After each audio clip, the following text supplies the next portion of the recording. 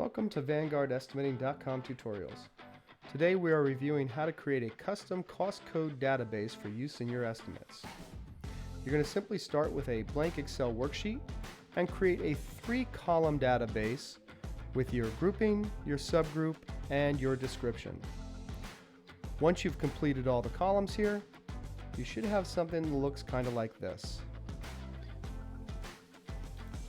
Once you've completed your database in Excel, you're going to want to save this as a CSV file for upload. You're going to go to File, click Save As, select your location where you want to save it, and make sure you're saving as a CSV file format.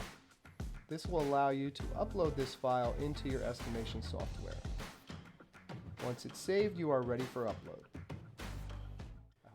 Thank you for using VanguardEstimating.com, where we aim to make estimation software that is simple, powerful, and affordable, giving you the data you need to create more accurate estimates and win more projects.